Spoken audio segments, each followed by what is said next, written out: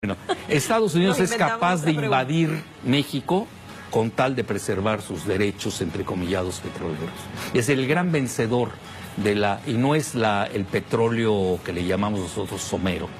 Es no solamente el shale gas, que ahí viene la privatización, la quieren obligar. Salió el decreto de Peña antes de irse de la privatización del agua, porque con el agua tú operas el famoso fracking, que es la fracturación hidráulica, necesita grandes cantidades de agua.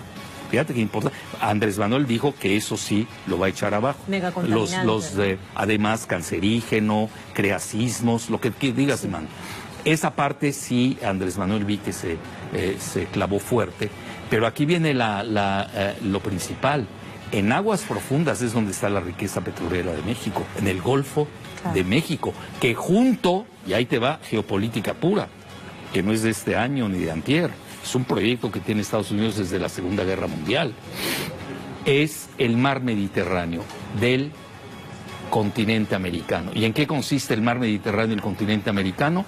La suma del Golfo de México más el mar Caribe. Y en el mar Caribe están ustedes. Todo el Golfo de Maracaibo. Estás hablando la mayor zona petrolera del mundo. Olvídate del Golfo Pérsico. Olvídate del Golfo Pérsico. Pero eso no viene de hoy. Viene desde Spigman, que fue el holandés estadounidense quien manejó ese concepto. Fíjate cuál concepto. Mar Mediterráneo del continente americano. Y ahí es donde nos hermanamos. Al final del día, Venezuela, México, estamos hablando de grandes países petroleros. Claro.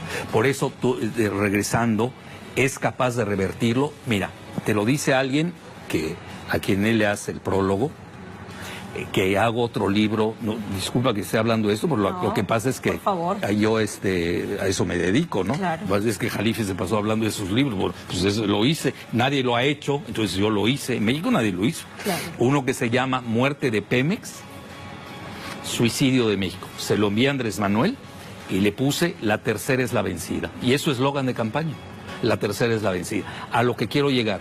Si hoy, porque las fechas son fundamentales, no es lo mismo el 2006 cuando salimos a la calle a protestar, donde fuimos al Senado a enunciar por qué no era compatible con la seguridad nacional de México, porque nosotros estamos adaptándonos a la seguridad nacional de Estados Unidos. Bueno, y la seguridad nacional de México, ¿dónde queda, no? Claro. No es compatible soltar el petróleo porque en ese momento ya habremos arrojado nuestra mayor carta estratégica, que ahí Estados Unidos todavía nos seguía respetando. ¿Por qué a Peña Nieto le dan una patada donde te conté? En el momento que soltó el petróleo. Si Peña Nieto no hubiera soltado el petróleo, no lo hubieran maltratado como lo trataron luego. Entonces, en resumen, hoy tienes, si yo fuera hoy, fíjate, 2006, bueno, fue la reforma, trataron de hacerla en 2009. Precisamente Meade era secretario de Hacienda de Calderón, don't forget. Por eso él es la transición que se da con Peña con 3 puestos en el gabinete, curiosamente.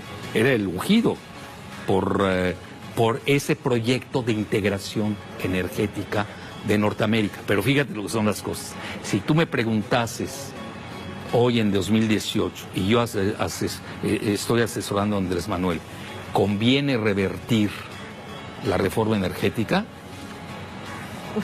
Puedo pensar como patriota, el otro quizás sea más patriota porque es más costoso.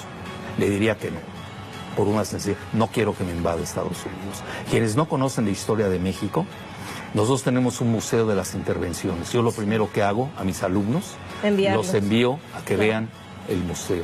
Se asustan, no lo creen.